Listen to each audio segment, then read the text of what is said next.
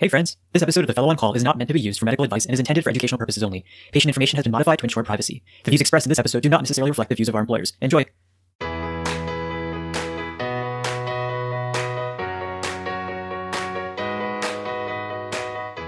Welcome to another episode of The Fellow on Call, the HemOnc podcast. We're coming at you from Merlot University Medical Center. I'm Ronak. I'm Vivek. And I'm Dan. And in today's episode, we move to part 2 of our AML Induction therapy series of episodes as part of our AML MDS series. And this time we're going to pick up where we left off last time. We covered a lot of really important information about initial induction, consolidation, maintenance, what all those terms mean, some important endpoints when it comes to reading these trials. And today we talk about some more of the nitty-gritty of how we treat these diseases. We're going to have another classic Fellow on Call history lesson. Talk about pharmacology in this one, which is, kind of scary, but really excited to get into it. Don't scare them away. We want people to listen to this episode. It's going to be good, I promise. Right, guys. Well, let's roll that show.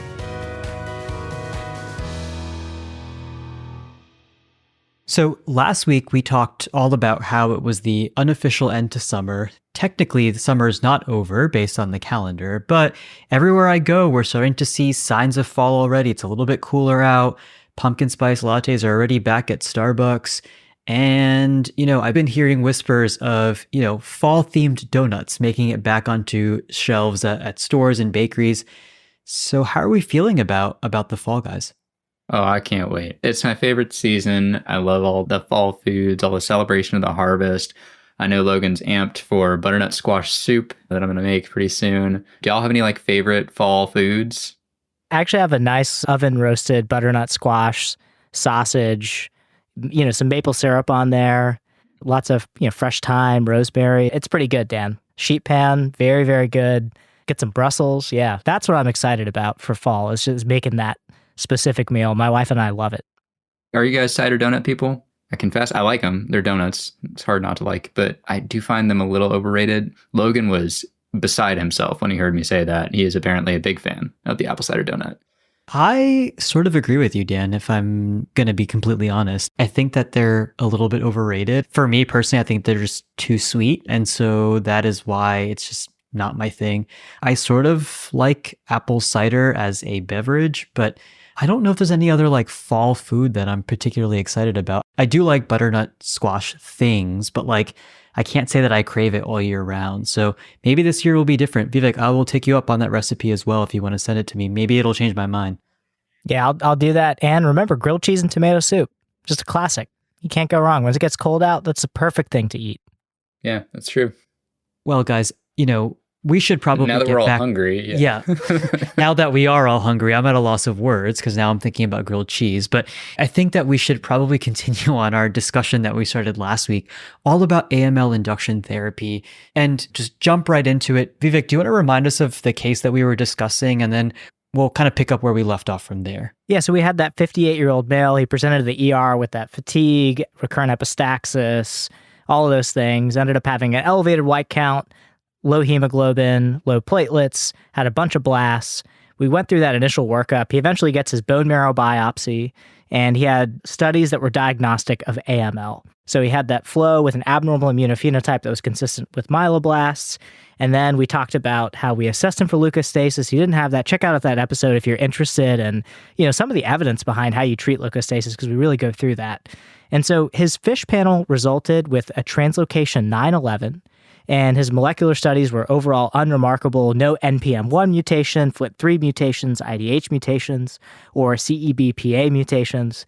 NGS and karyotype are still pending, even now, a week later from our last recording. So one thing I wanted to go into before we talk about treatment, we're going to get this NGS report eventually, and I just want to touch on a couple of things before we get into this episode. They'll report these things called varying allele frequencies, and we defined those in our previous episode. But Dan, can you just talk about how we can just, in general, interpret those reports? Sure. It's good to cover this up front because, again, it's something you're going to see on these reports. Last week, we talked a little bit about how we generate that information, how we come up with a varying allele frequency number. But remember, you're going to want to pay attention to mutations that are labeled as tier 1 or tier 2, meaning they're either known or likely to be pathogenic. And generally, when we're looking at that initial report and we're trying to determine what's significant, what's associated with their disease. We're thinking about those tier 1 and tier 2 mutations that have a variant allele frequency of greater than 10%. Typically, those are the ones that are considered clinically significant.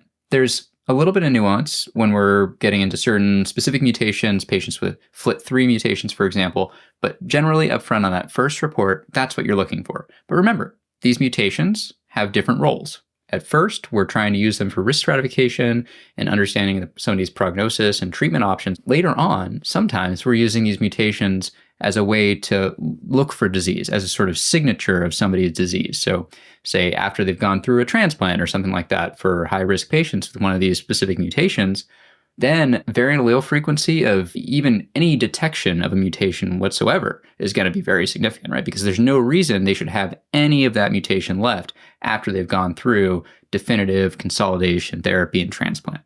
And so that's how I think about these variant allele frequencies. Tier 1 and Tier 2s greater than 10% on that initial report are the ones that I'm paying the most attention to. But let's get back to our patient. So he is, as we said, fit for intensive chemotherapy. So we're planning on 7+3. Some call it 7+3. Some say 7 and 3. Dealer's choice there. What exactly is this regimen and where did it come from? What's the history behind this? Now it's time for everybody to click fast forward a bunch. I know Ronak does this anytime he basically falls asleep as we go through this part of the Fellow on Call episode. So time for that history lesson. This regimen is really interesting. It involves continuous cytarabine infusion over 7 days, that's for the 7, and daily daunorubicin, which is an anthracycline, why we needed that echo that we talked about, given for 3 days, and that's the 3. So you're getting continuous infusion chemotherapy for 7 days with cytarabine, and then pushes of that daunorubicin once a day for day 1, day 2, and day 3 for 3 days. So how did this come about? Well, the original study looking at 7 and 3, and this is helpful for any of those residents or fellows who really want to impress their attendings here, it came from the Roswell Park Group, which was published in 1973, which is kind of great, right? 7 and 3 published in 1973. And the idea was really genius, and this was really discovered in the lab. And what they knew is that there was a compound called arabinoside cytosines. Remember, cytosine is one of those base pairs that incorporates into DNA. And this arabinoside is essentially a sugar attached to that. And so you'll hear this be called Ara-C sometimes by some attendings. Sometimes it's called cytarabine. It means the same thing. And the interesting thing was they knew that it needed to be given continuously for optimal cytotoxicity. So why is that? Well, this compound Ara-C is kind of like a prodrug. It needs to enter the cell and be activated by an enzyme called deoxycytidine kinase. Well, I'll explain why this is important later, but just know Ara-C alone, the cytarabine compound alone, when it's in the blood, it's not active. It needs to be converted to its active form through an enzyme, and that's done as it goes into a cell. The problem with giving low doses of cytarabine is you might be wondering, why continuous infusion? That seems insane. It seems like we're giving these patients toxicity. The reason for this is if you gave low-dose boluses, that Ara-C, this cytarabine compound, is quickly converted through an enzyme called cytidine deaminase, which is like present everywhere throughout your body. So basically you have an enzyme, it's called cytidine deaminase, don't worry about the name, but it's present everywhere. So it converts that Ara-C into an inactive form called Ara-U. Doesn't matter. Just know that Ara-C is not activated. It needs to go into a cell. When it gets into the cell, it becomes activated. So when it's outside in the peripheral blood, it's quickly being converted to its inactive form. So you're out of luck, right? You're not going to get any cytotoxicity. And this Ara-U compound is renally cleared. So how do we overcome this? Well, we give this continuously, reaching a steady state, and this steady state will then allow for this Ara-C compound to be pumped into the cells, be converted into its active form by that special enzyme, leading to cell death. And that's why it's done continuously, because otherwise you'd clear it all too fast and get rid of it. And that's why when you think about high-dose cytarabine or HiDAC that you hear sometimes, it's a whopping dose that will literally just overwhelm and just passively diffuse through the cell membrane and start doing its active components. But this is why you need a continuous infusion at these lower doses. At Roswell Park, they figured out this regimen, they tested it, and there was an impressive CR rate around 70% with this 7+3 regimen. After that, really nothing happened until 2009. There was a randomized study by the CalGB cooperative group that found out, hey, let's change that daunorubicin dose. Initially, it was a dose of 30 milligrams per meter squared. They upped it to 45, and they said, boom, that's better. We had better CR rates with that. So then we had this 7+3 regimen with a slightly increased dose. Then for years, decades, new compounds were tested. All of these trials were done. Nothing worked until 2009. In 2009, the ECOG Cooperative Group published a study in New England Journal called the E1900 study. This randomized patients to an even higher dose of daunorubicin at 90 milligrams per meter squared versus that standard dose of 45 milligrams per meter squared discovered a long time ago. The higher dose had both improved CR rates and improved overall survival in younger patients aged less than 65. And this led daunorubicin 90 milligrams per meter squared becoming the standard of care for our fit patients who are getting intensive chemotherapy, right? Because better CR rates, better overall survival. In the same year, the Europeans did a cooperative group, and they also showed that 90 was superior to 45. And this was for patients who were all above the age of 60. So really, we said if the patient can tolerate it, give them a dose of 90. And that was the only improvement that was made from 1973 to 2009, which is just kind of crazy that that's the case for these patients. And the interesting thing about the practice in Europe, and I highlight it now because it's important to understand the studies we're going to talk about, is they routinely, as standard of care, gave a double induction. What does that mean?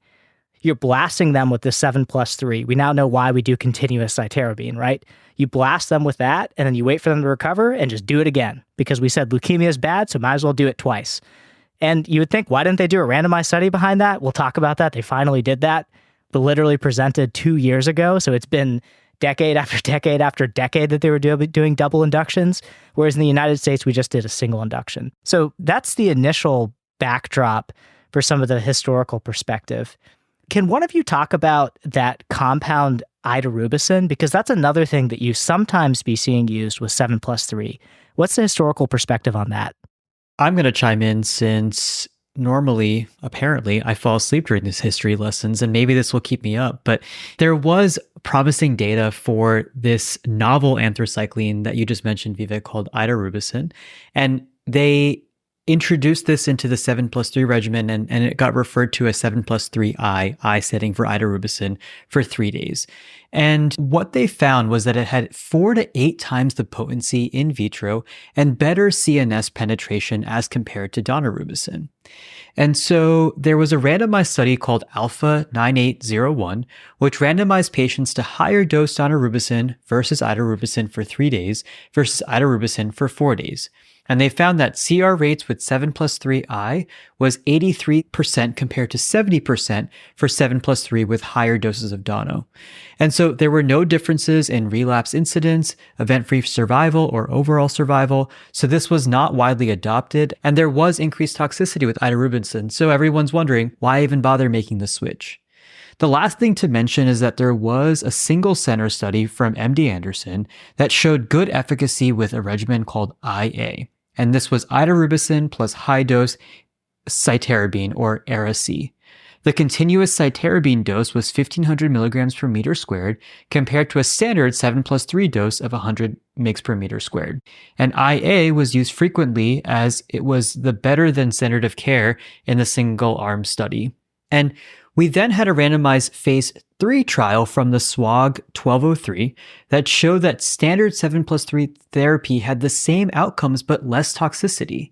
So this highlights the importance of randomized trials and limitations of promising efficacy in a single center study. So essentially, what I'm taking away from our whole history lesson is that 7+3 really stood the test of time and continues to still be pretty much our standard of care here in 2024, which is remarkable to think about. And I know we're going to talk about some more drugs that we add on to 7+3 in the upfront setting, but it's just absolutely incredible that here we are almost 50 years later, still using the same therapy that was discovered back in the 70s.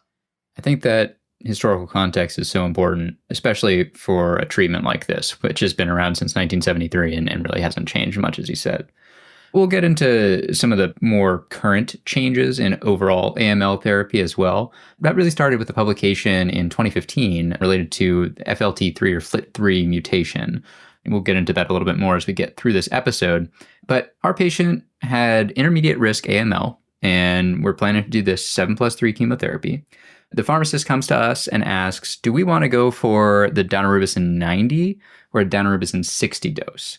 So that's a new one. Where did this 60 milligram per meter squared dose come from? And how do we think about using that for patients today?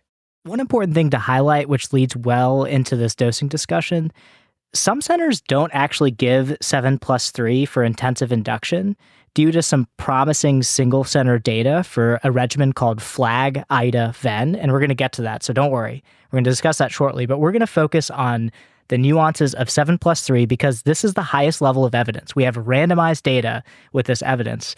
And there was centers that said, we're going to do that IA therapy that Ronak talked about, idarubicin plus super high doses of continuous cytarabine. And then you finally did the randomized trial and you were wrong. So we shouldn't just rely on some of these phase 2 data, but we'll talk about that here in just a little bit. The big question that we need to answer for fit patients is when do we deviate from 7+3 standard chemotherapy? We get all of that early cytogenetic and molecular data to determine really 3 things. 1, is the patient favorable risk? 2, is this AML related to an MDS? And 3, does this patient have a FLT3 mutation? These things will change our treatment slightly from standard 7 and 3, or in other words, it could change your treatment slightly from standard 7 and 3. We'll talk about the nuances. So, for example, for fit patients who are at favorable risk, we give them something called 7+3 plus GO, or GO, where GO is an antibody drug conjugate called gemtuzumab ozagamycin. So it's an antibody directed against CD33, which is present on blast, that drops off the chemotherapy payload ozagamycin. We'll talk about that later. For patients with MDS-related AML, which is now known as MDS/AML and ICC, or known as AML myelodysplasia related, also known as AML-MR. Doesn't matter what you want to call it, it's pretty obvious what it is. And we can consider giving something like what we call Vyxeos or CPX351, a drug, as opposed to 7 and 3. We'll talk more about that soon. And for patients with a FLT3 mutation, we give them 7+3 plus a targeted FLT3 inhibitor with either midostaurin or something called quizartinib. And again, both of these are FLT3 inhibitors. We'll get to that a little bit later on in this discussion. So why am I talking about all this, and how does this really deal with this whole 60 versus 90 debate? All of those regimens that added something, like you add GO or you add midostaurin, for example, all of the doses use Dono 60. Why do they use 60? Because they didn't want excess toxicity, right? You're adding a drug. Let's not add any excess toxicity. Let's lower down that daunorubicin dose. So that's why you'll see 60 milligrams per meter squared in all of those regimens. But what about for a patient that just gets standard 7+3? What about that? The best data we have was a randomized study run in Germany called the Dono Double Study, which reported at ASH 2022. In this study, patients were randomized to Dono 90 versus Dono 60, and the primary endpoint was bone marrow blasts less than 5% at a day 14 bone marrow biopsy. We're going to get into the day 14 bone marrow biopsy soon, but note that's a surrogate endpoint, right?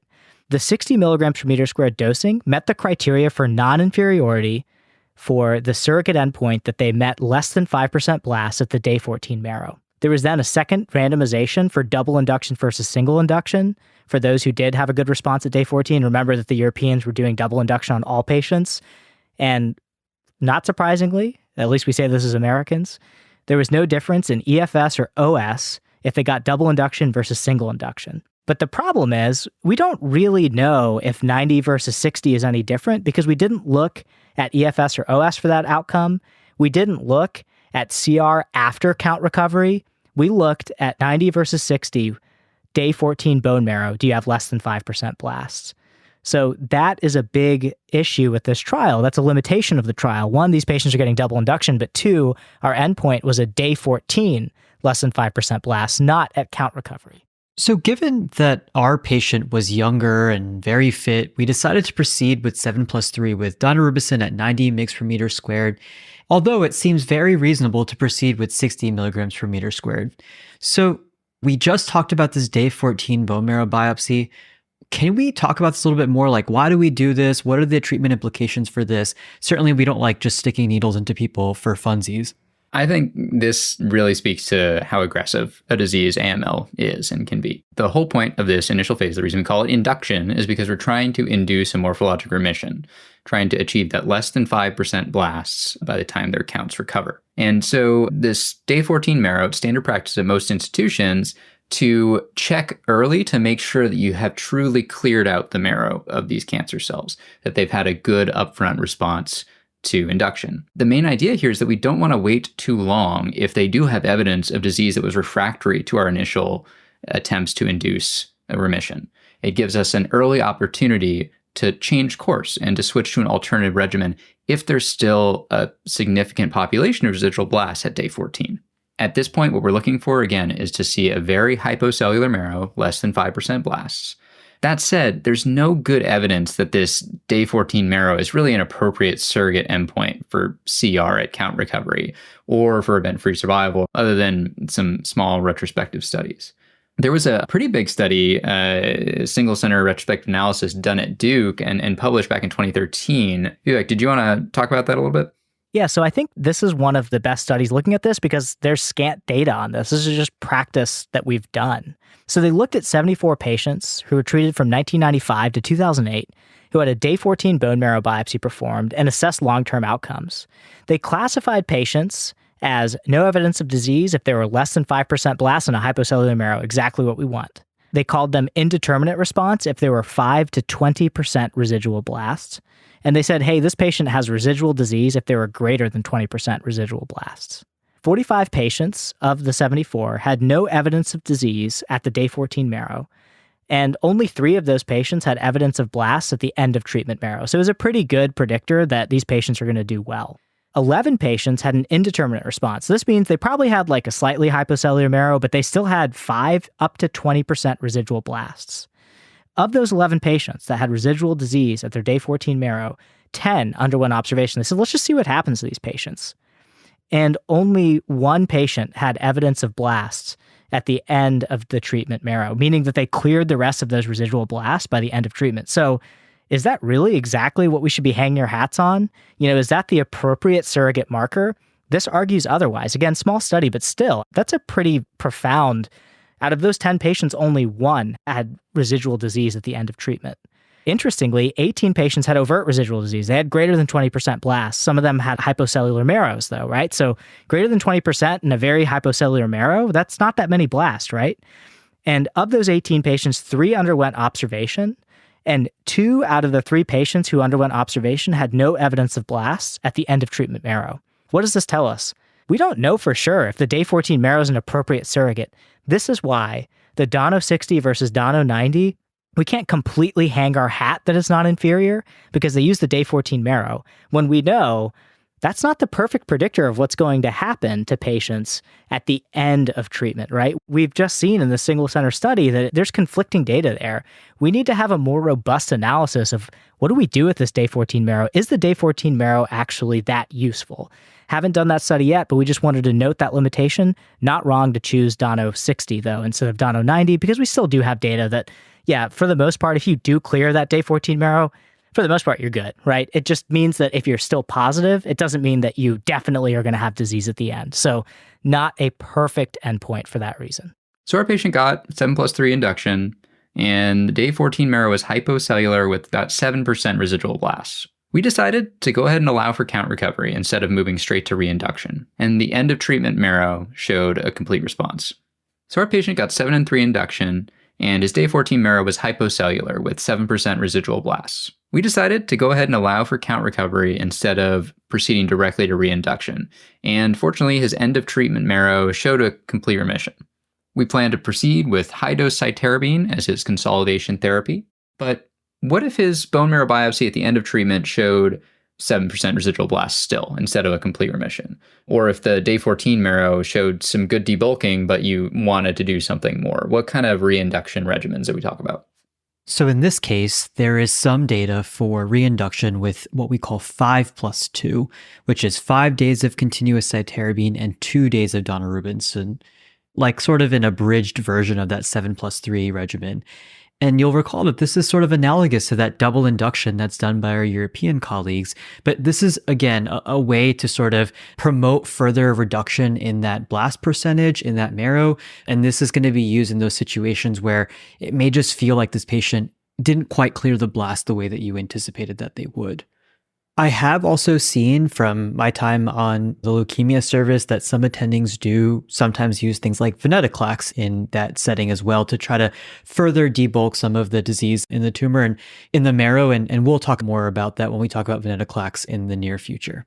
So guys, again, I thought that this was a little bit of a shorter episode, but I think it is pretty hefty. It contains a lot of information. So why don't we stop there? And then we'll pick up once again where we left off as another part of this ongoing discussion about AML management in our next episode. How does that sound? Yeah, it sounds great. All right, guys. Well, then that wraps up another fantastic episode of the Fellow on Call. Until next time, we'll see you all later. See you later. Peace.